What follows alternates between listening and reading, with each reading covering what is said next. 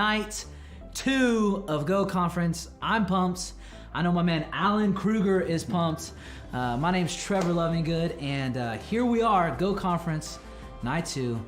Get your seatbelt buckle ready and just pull it over and buckle it, because here we go. Alan, tell everybody real quick your role on mission team and what you do here at Concord and just across the board. Yeah, I'm the director of North America Missions, and I'm responsible for working with our partners throughout North America, and it's a lot of fun and challenging at times. There we go. And that's what we're focusing on. We're focusing on North America. We impact people all over the world through Go Conference and through our missions here at Concord. And so we're internationally, but this year for Go Conference, we're focusing on North America. And in a second, we're actually going to invite you to meet the people that we're going to be talking with throughout Go Conference. But before we get there, Alan, okay, real quick, let the people know that have just joined us tonight, and everyone that maybe had to miss out on last night, what happened on Wednesday, what happened last night was amazing in your point of view. What, if they could go back and listen to something, what would it be? It would be John Mark's message. I mean, just talking about why church planting, why are we involved, and it's worth the few minutes of going back and listening. Yeah, because we have 3 church planners in Cleveland. We have a church planner working with in New York. We have a church planner working in Montreal and Puerto Rico. Yeah. And you're about to meet those people. Last night, if you missed it, check out the YouTube channel. You can find out all the information at go-conference.org. Just click on that, whether you're watching on goconference.org or whatever. Please go watch what happened last night. It was amazing. And it's perfect amount of time. Literally, it's perfect amount of time. Okay, let's get back to tonight. Tonight, what are you really excited about, Alan, for people to catch with? We are going to hear from our church plant team in Cleveland, one of them, and from City Church. And we're going to hear from the whole team of how they came into church planting, why they're doing it, and their different backgrounds. It's a cool story. Sweet. So we want that to be impacted. We want you to be impacted.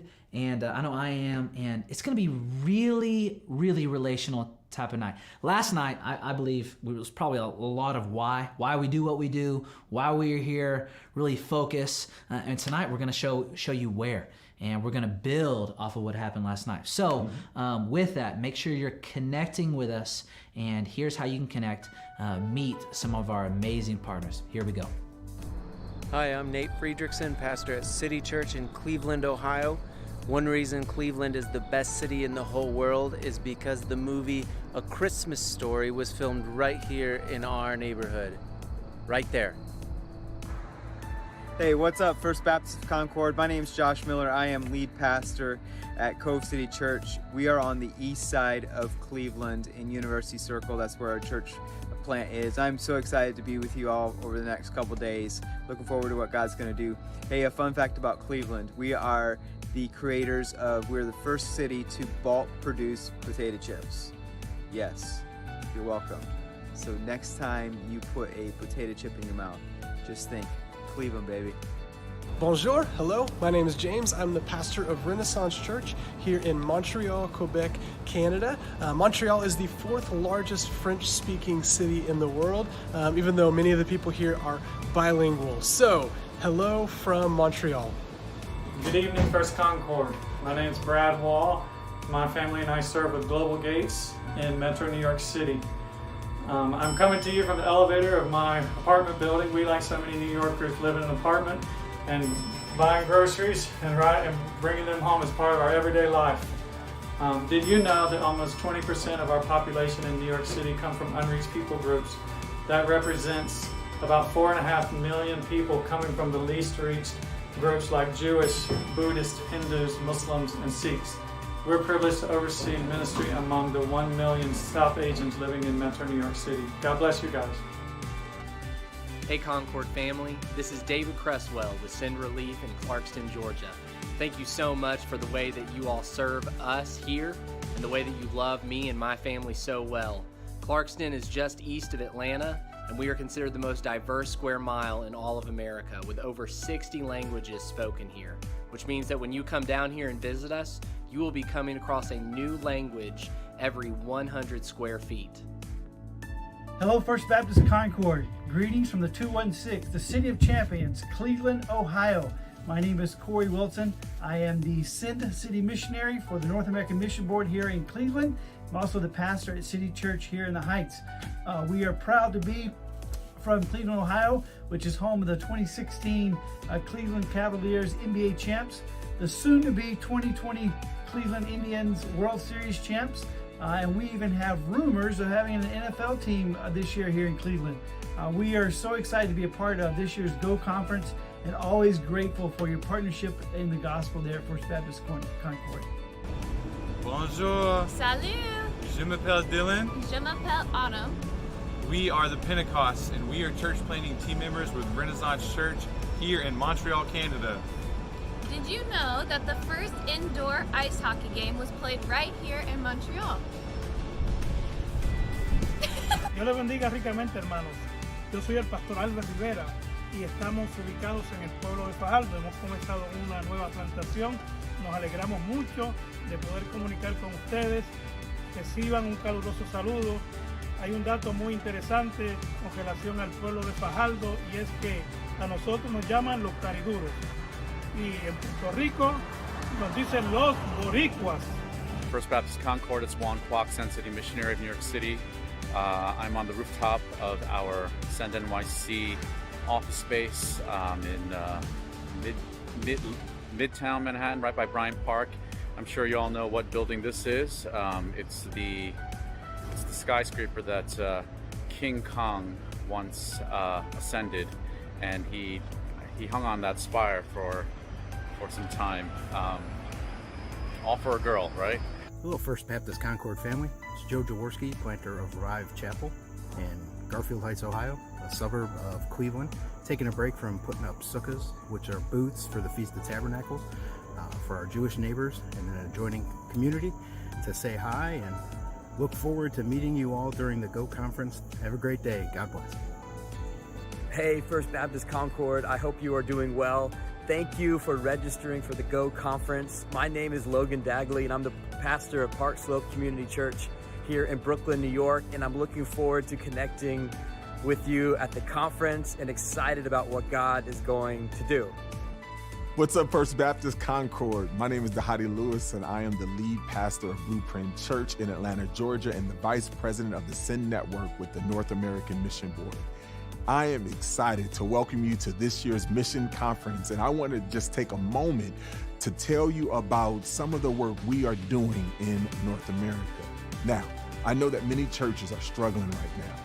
This pandemic, along with racial injustice, a polarized political environment, and an economic crisis have impacted every church in North America, and many are closing their doors and are barely surviving.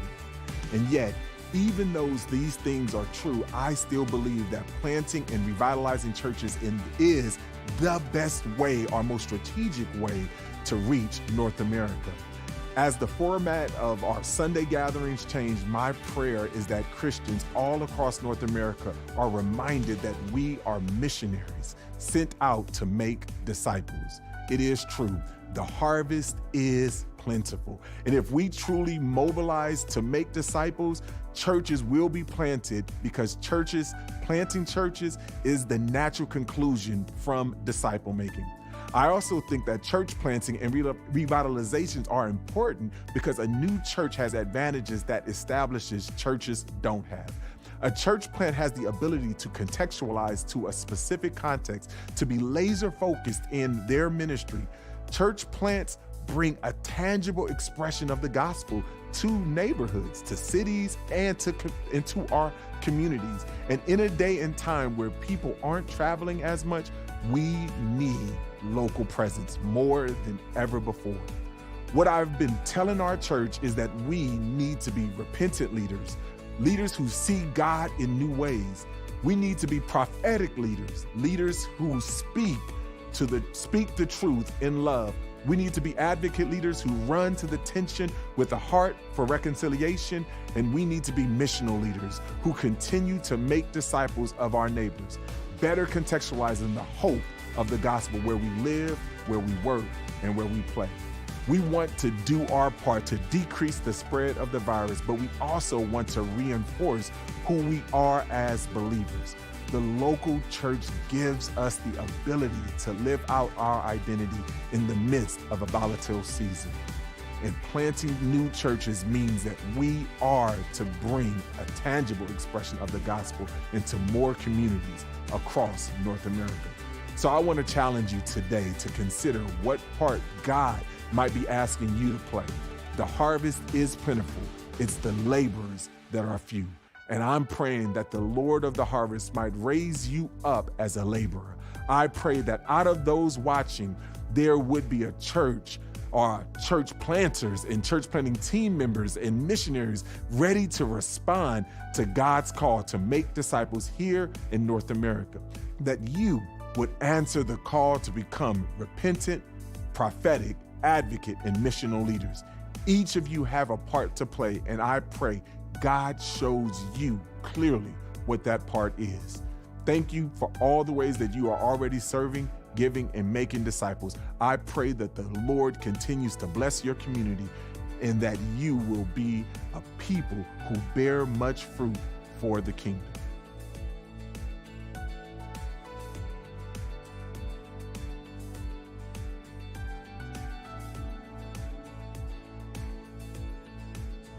As you step in to tonight with us, I believe that you can catch a vision of that happening in your life. No matter your age, no matter what you've been through, God is not finished using you. And so what if you looked at tonight and you looked at partnering with us through Cleveland or Montreal or Puerto Rico or New York or any of the places that we're partnered with? Can you see yourself there? Can you see yourself alongside of the people that you just met? From Park Slope to Montreal and Puerto Rico and all the places. So connect with us. Take notes and pray throughout the night and let God speak to you no matter where you're watching, no matter when you're joining us, whether it's Go Conference night tonight on Thursday, we're going to have a good one, yes. Or if it's tomorrow night or you're watching this later on down the road and joining us. This is a big deal. And what's going to happen next is our pastor is about to give us an overview of how you can get connected to our partners. So check this out. Pastor, take us away. I'm so excited to tell you how Concord is coming alongside the Send network of the North American Mission Board. And as we come alongside this valuable ministry of the North American Mission Board, we're making disciples, we're planting churches, we're involved in crisis response, and we're ministering to refugees. We're planting churches in places like Cleveland, Ohio, New York City. We're ministering to refugees in places like Clarkston, Georgia. And we're serving people in crisis in Puerto Rico and as disasters arrive. You see, it wasn't too long ago that God called a young family, Dylan and Autumn Pentecost, out of our church to serve the Lord in Montreal. And they're in Montreal making disciples and starting a church. It wasn't many years before that God called David and Anna Cresswell to go to Clarkston, Georgia, the largest refugee population on the East Coast, there in Clarkston, to minister to refugees. And I wonder today if God might be calling you. It was just a couple weeks ago, I was leaving service after the second worship service on a Sunday morning, and one of our friends came up and said, "Hey, Pastor, can we talk for a minute?" And so we pulled aside and talked for just a minute, and he shared with me how he felt like God was calling him to be a bivocational pastor. He said, "I don't know what that looks like, and I don't even really know how to get started, but I'm sensing God may be calling me to do this."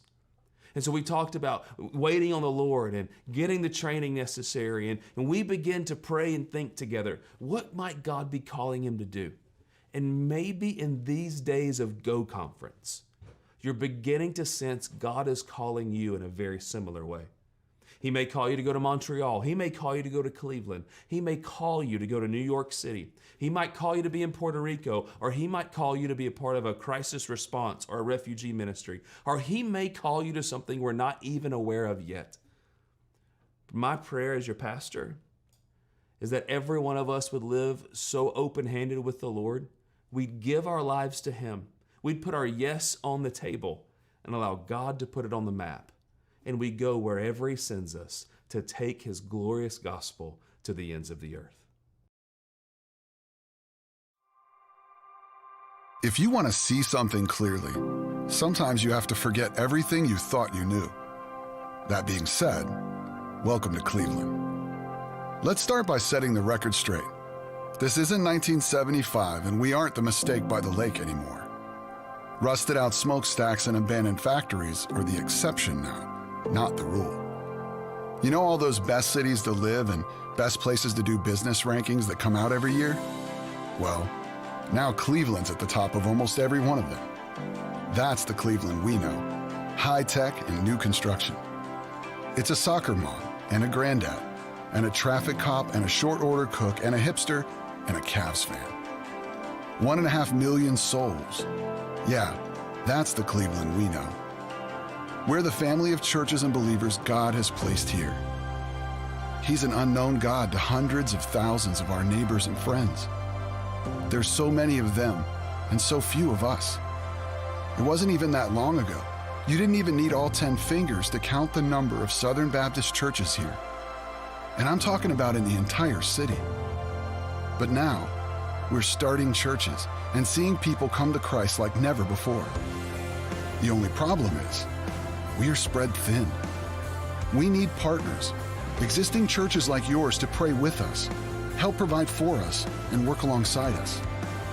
Together, God wants to use us to make everything new in Cleveland. So help us share Jesus. Help us start churches. Help us show a city that knows all about Renaissance, what being born again really means.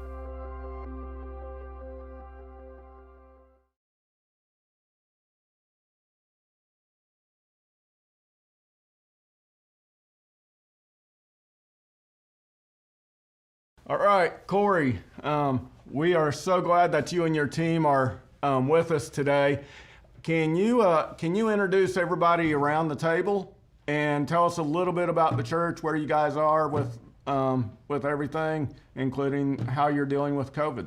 Yeah, well, I'll start with just giving a little bit of an overview of the church, just for those people that may not be familiar with who we are, and then I'll just let each one of the staff members introduce themselves. My name is Corey. I'm the lead pastor here at City Church in Cleveland Heights, Ohio. We're a church plant that is approaching our 9th anniversary and located, like I said, in Cleveland Heights, which is an inner suburb on the east side of Cleveland. We're about 15 minutes from downtown Cleveland, about a minute from the Cleveland city limits. So we have a congregation that is kind of spread out throughout the east side. Cleveland Heights is a very diverse place. Educationally, economically, ethnically, and so we're seeking to have a congregation that reflects that. So COVID, like for so many places, has been a difficult time the last 6 months because it's kind of learning how to do church in a way that we're not used to. So a lot of the normal things that we're used to doing, we haven't been able to do, so we're rethinking what it means to be a church in this season. Because of the context we're in, we're still not able to physically gather in the space that we are in, but we're encouraging gathering in homes. And so our members are gathering in each other's homes. They're watching our digital service together and trying to continue to engage with their neighbors, with their coworkers. Excitingly, we still have people getting baptized. Just this past weekend, we baptized another person. We had people joining the church. So that's exciting. You know, even in all the difficult things, the Lord is still with us in so many evident ways, and so we're excited about that. So, and all this is possible because of the great staff that we have. My name is Heather Story, and I've been on staff for about 3 or 4 years now. I started with the staff as an office manager, kind of administrative position, and now I am the director of membership. So still lots of administration, but I create and oversee the systems that we have in place to move people from being an attender to a member, and then also to make sure that our members are well cared for in felt needs and spiritual needs, making sure they have the connections to other members and to the pastors that they need to be cared for well in the church context. Yeah, I'm Joel Negus. I have been on staff since a few months after the church started in 2011. Technically, sooner than you, which is crazy. Don't rub it in. That's crazy. So January 1st, 2012 was my first Sunday on staff, and I'm the worship pastor. So I've done a number of different roles over the last 9 years, and now I'm kind of settled into overseeing our worship services and working with different creative types of membership. Hi there, my name is Matt Moore, and I've been on staff for just over 2 years here at City Church. The way I usually explain my role to folks is that if God asks us to love Him and love our neighbors, I really try to organize ways that we can love our neighbors well. That's a little about me. My name is Jason Beller. I came from the great country of Texas about 3 years ago to be a part of City Church and their church planting efforts here. Kind of switched up what I thought I was going to be doing. I'm now the executive pastor here, so that means I'm in charge of all the stuff Corey doesn't want to do, like manage the staff, building, finances, all those exciting things. And just super happy to be here in Cleveland, and it's been a little bit of a change, but super happy to be here. Yeah, I think that there are some clear ways that we've seen the Lord be with us in the midst of difficulty. And specifically, we mentioned somebody getting baptized this last week. There were 5 others throughout this pandemic, 5 total throughout this season that have professed their faith in Christ and identified themselves with Jesus and His church. And that's always an encouraging thing. Even the fact that people still continue to join our church, they've never even set foot in a physical service. They've seen us online. They've done online classes that we've done. But there was even one couple that joined that weren't even in Cleveland yet. They were moving here. We did their whole kind of process of membership while they were out of town via technology. So that's just a clear, sign to us that the Lord is with us and is caring for us in the midst of this craziness. So. Is there any type of person that you're looking for to be part of church planting? Yes, every type of person.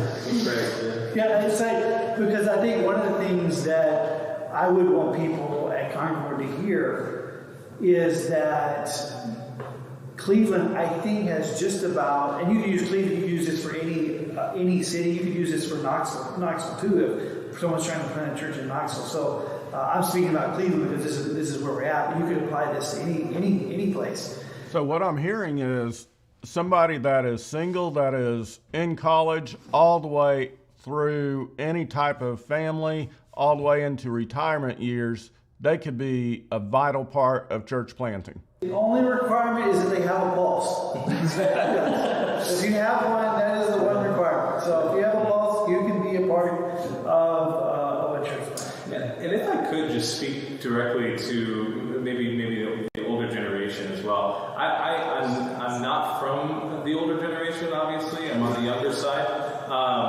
But 9 years of being into this church plant, man, it would have been great if we had some wisdom from people that just were willing to sacrifice their preferences on what it would or what it looks like to gather, on musical style, on leaving a church that maybe you've been at for 10, 20, 30, 40 years, to sacrifice and pour into young people. Like, man, that would have been amazing. Only in recent years have we really started to see a willingness from some of our older folks in our congregation to just be here, because I recognize that it is a sacrifice, and to just make a direct call to people that are in a healthy church and have been there for a long time, that you're really needed in a church plant context, because wisdom is it's a barren wasteland of wisdom in church plants often. Yeah, that is well said. So they had to import the gray beard from Texas. That's right. I'm only 35. We need something that's... That's not bad. We're willing to take someone from Texas.